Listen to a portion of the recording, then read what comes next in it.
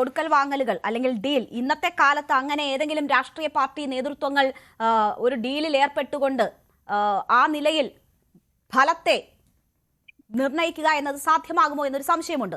ഇനിയിപ്പോൾ അങ്ങനെ തന്നെയാണ് എങ്കിലും അത് നിങ്ങൾ ചൂണ്ടിക്കാട്ടുന്നുണ്ട്. അതിനപ്പുറം രാഹുൽ ഗാന്ധിയെ പോലെ ഒരു വ്യക്തി വീഡിയോ കോൺഫറൻസിംഗ് വഴി ഒരു സമ്മേളനത്തെ അഭിസംബോധന ചെയ്യുമ്പോൾ വരെ CJP ആരോപണം വീണ്ടും ശക്തമായി ഉന്നയിക്കുകയാണ്. എന്തുകൊണ്ട് അന്വേഷണ ഏജൻസികൾ കേരളത്തിന്റെ മുഖ്യമന്ത്രിയെ വേട്ടയാടുന്നില്ല അല്ലെങ്കിൽ ലക്ഷ്യമിടുന്നില്ല എന്നൊരു ചോദ്യം ഉന്നയിക്കുകയാണ്. ഞാൻ 5 മണിക്കൂർ EDയുടെ മുന്നിൽ ഇരുന്ന വ്യക്തിയാണ് എന്ന് പറഞ്ഞുകൊണ്ട് എന്തുകൊണ്ട് അങ്ങനെ ചെയ്യുന്നില്ല എന്ന് ചോദിക്കുകയാണ്.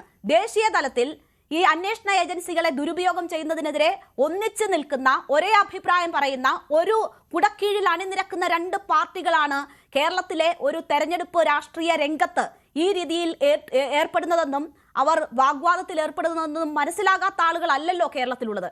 അപ്പോൾ രാഹുൽ ഗാന്ധിക്കെങ്കിലും അതിൽ നിന്ന് വിട്ടു നിൽക്കാവുന്ന ഒരു സാഹചര്യം ഉണ്ടായിരുന്നു. അത് എങ്ങനെ കേരളത്തിലെ ജനങ്ങളെ നിങ്ങൾ വിശദീകരിക്കും, മനസ്സിലാക്കിക്കും ഈ ഒരു വൈരുദ്ധ്യം? രാഹുൽ ഗാന്ധി പറഞ്ഞത് രാഷ്ട്രീയ ആരോപണമല്ലല്ലോ, യാഥാർത്ഥ്യമല്ലേ. ഇപ്പോ ED എന്ന് പറയുന്നത് BJPയുടെ രാഷ്ട്രീയ ആയുധമായി പ്രവർത്തിക്കുന്നു എന്നുള്ള യാഥാർത്ഥ്യം നിലനിൽക്കുകയാണ്. നിരന്തരം ഇപ്പോ ശിവകുമാറിനെ പോലെ നമുക്ക് ഇപ്പോഴത്തെ സംസ്ഥാനത്ത് DK ശിവകുമാറിനെ പോലെ നേതാവ്, അദ്ദേഹം ജയിലിൽ കിടന്ന് നമുക്കറിയാം. അതുപോലെ നിരന്തരമായി കോൺഗ്രസിനെ തന്നെ രാഷ്ട്രീയ പ്രതിയോഗികൾ എന്നുള്ള നിലയ്ക്ക് BJP കാണുകയും അതിന്റെ ഒരു പറ്റ നേതാക്കൾ ആ അർത്ഥത്തിൽ ED വേട്ടയാടുകയും ചെയ്യുമ്പോൾ കേരളത്തിൽ CPM പ്രതിസ്ഥാനത്ത് വരുന്ന, പിണറായി വിജയൻ പ്രതിസ്ഥാനത്ത് വരുന്ന കേസുകളിൽ എൻഫോഴ്സ്മെന്റ് ഡയറക്ടറേറ്റ് എടുക്കുന്ന സമീപനം വളരെ വ്യത്യസ്തമല്ലേ. അത് ഒരിക്കലും ED LDFന്റെ കാര്യത്തിൽ വളയ്ക്കുക മാത്രം, പൊടിക്കുകയില്ല എന്നുള്ള സമീപനമാണ് എടുക്കുന്നത്. കരുവന്നൂർ ബാങ്ക് കേസ് വളരെ പ്രമാദമായി വരികയും ആ അർത്ഥത്തിലൊരു